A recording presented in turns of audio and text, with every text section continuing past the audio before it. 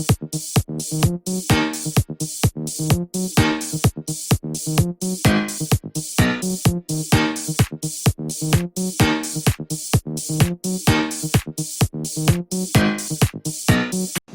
up, China Riders? Every day is like Christmas when you got Amazon Prime. So I got my Amazon box of goodies here, and we're gonna go through it, do something special today with the TBR7, but we need to make sure that she's awake. Let's go check on TB. You awake, TB? What is this? Shh. Oh, TB's awake. All right. So, what's the plan for today? We're going to swap out the rear sprocket. Got the stock 46. And I want to change the gearing. So, I already got a 17-tooth front. And I ordered a 44-tooth rear from JT Sprockets. I will show the link down below or in the video or somewhere. It doesn't matter. Got a snap ring plier because some of you maniacs gouge out snap rings with other assorted tools. And if time permits and it's not too hot, we're gonna lube up that chain. Hey, I just met you, and this is crazy. It's threatening rain, so I'm going to do it indoors today, but you should have a pretty good view. Note the license plate. So, I'm going to take you through step by step. Oh, look at that. Got some rust on my chain already. Bad boy. And we'll get to it. But before we do, a quick disclaimer. As always, got to have a disclaimer. Alright, so the first thing I want to do is crack the bolts open on this side and that side. Blah, blah, blah. Just kidding. Don't you hate when people film their videos and play the music ridiculously loud for no reason? No music. Alright, I want to crack the bolts loose because after I crack them loose, then I will jack the bike up. So let's crack the rear axle. 22 mil on the right side or on the brake side. 17 mil on the chain side.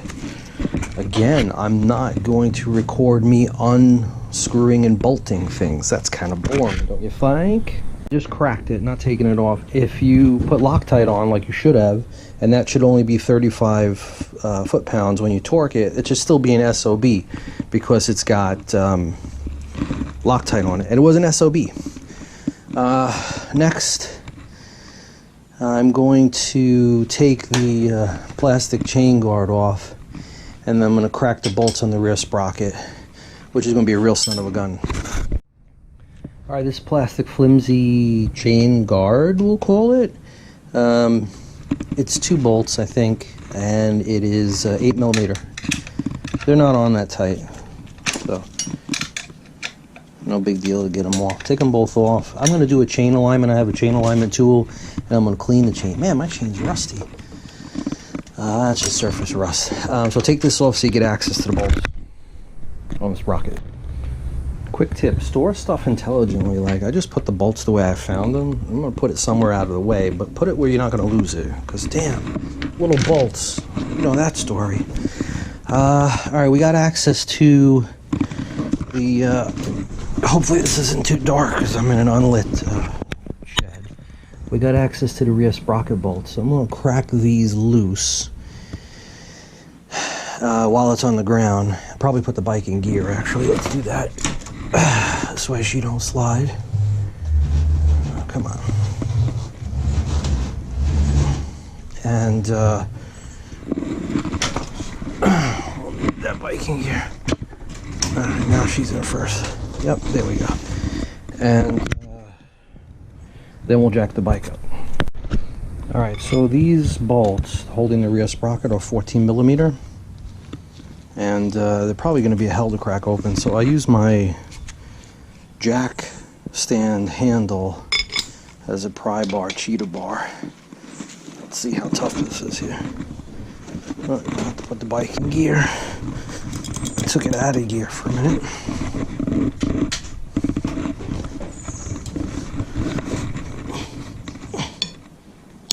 There we go. It's cheap Chinese metal, so you want to be careful, you know. Definitely don't want to break it. Now remember, those bolts are not what's holding the sprocket on. I think they're for cushion and level. The snap ring is what's holding the sprocket on. So I'm going to crack and repeat that 4 times, 3 more times, and then we'll jack up the bike. Hold on. Okay, loosen your chain adjusters. 13 mil, both. This side. This side. Just want to loosen them. Back everything down a little bit.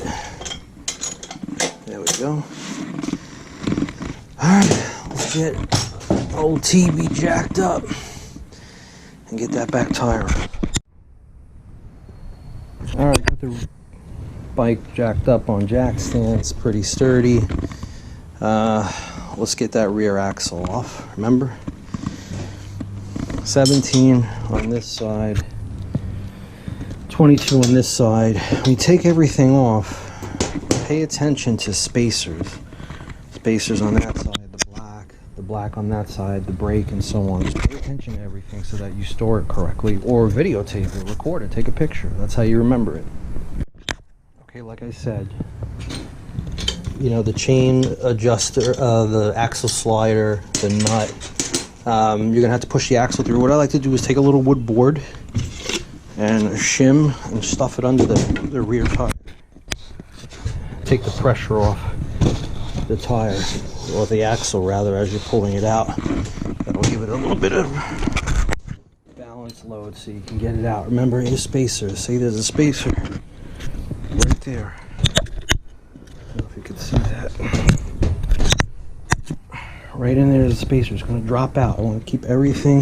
There's a spacer on that side too. I want to keep everything nice and even. See? That spacer dropped out. Don't lose it. Put everything in order. Pulling the axle out. First time I had the axle off, bone dry. I'll leave this adjuster on it on that side. Bone dry. So now the wheel is free flowing.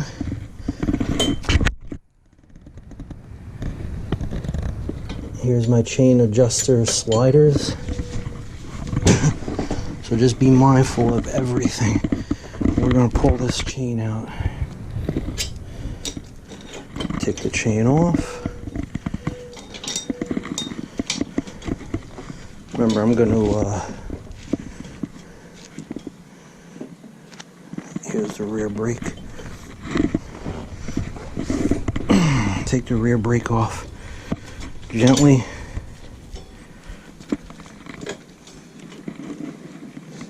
Part of it is bolted to the well, actually it's not bolted, it's in a groove, or like a T.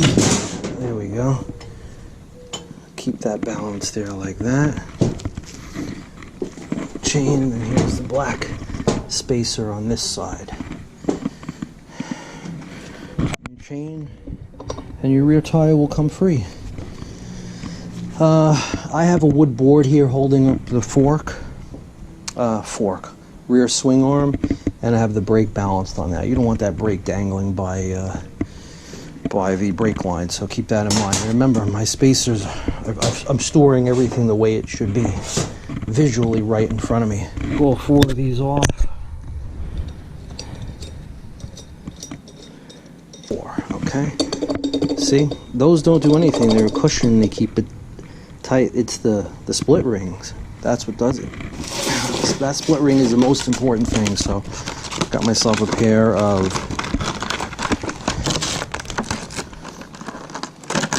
snap ring pliers from Amazon for cheap. There we go. All right, not too bad. So, man, this thing is a dog to get off. Note to self: these pieces of crap. Split ring plier, Irwin vice grip. I'm gonna piss all over it on Amazon. But here's what happened. There was a stop in here. you know, obviously the way the tool's made, and it just would barely let me open the split ring plier, which was not enough to open it up to get the split ring off. So I had to take this with a Dremel tool and grind it off so that I could open it all the way.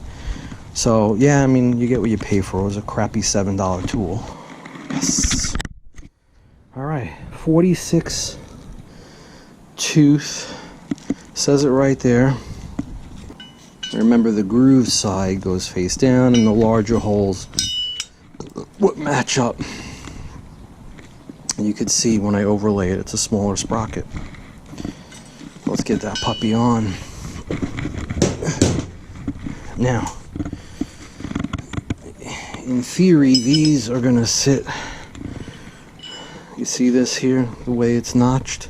It's gonna sit like that in that groove so it doesn't move around. Not on top of it, like that. So you want them all situated kind of like that, and that groove side's gonna go face down. Hopefully it's easier to get back on than it was to get off, because I'll tell you right now, it was a freaking dog to get off. There we go. Yeah, good. Okay. Not too bad. The old Loctite 242. Ladies and gentlemen, 242.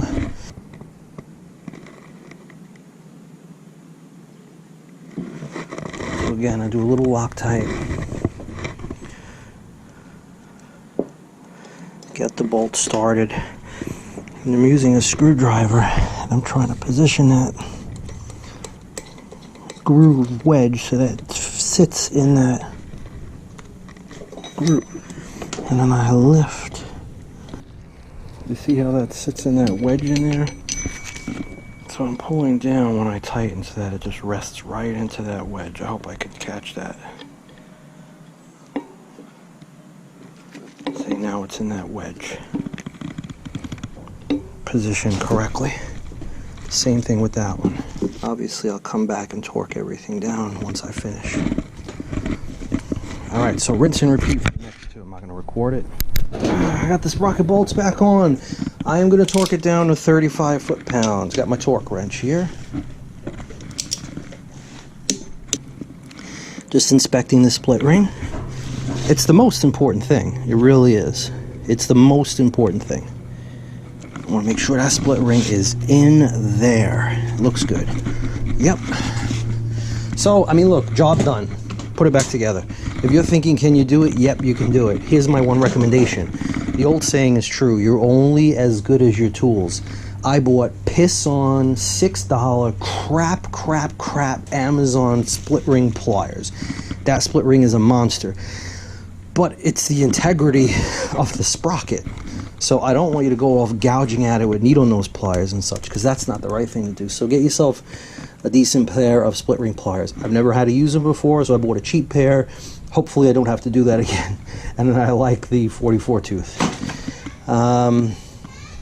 Before I put everything back together, I'm gonna clean the chain. Well, I guess I'll let you watch that. I'll clean and lube the chain for fun and giggles. Okay, yeah. Let's do that. You know what's kind of crazy? I just realized, I thought people have said that this chain is riveted on. The stock chain, and this is the stock chain. Mine actually had a master link. Maybe they were talking about the Hawk. But yeah, this is gonna make my job infinitely easier. Alright, so this is how I like to do it. I actually like to use WD-40. I think it's a good cleaner. So I'm gonna spray it down with WD-40. I have my wife's toothbrush. Don't tell her. I don't think she'll notice. Hopefully she doesn't. I have this on a plastic bag. And I'm just gonna hold it down. There's a million different ways to do this, and a lot of you might be saying, nah, that's not the way to do it. That's not the way to do it. You can use other cleaning materials. You can use something more abrasive than a toothbrush. Yeah. Yep, I fully agree. Could do all those other things that are better than this, but this is what I'm doing for now.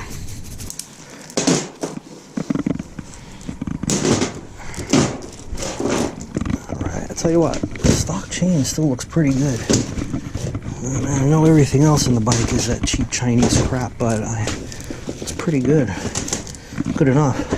Alright, so I got a pretty well-known product known as Chain Wax. I am not sponsored by them. And according to them, you can just apply it on the bike to the inside and spin the wheel. But I might got the chain off, so we're going to apply it all over. It's a pack, and they actually advise letting this spray set up for 10 minutes. I'll do the outside.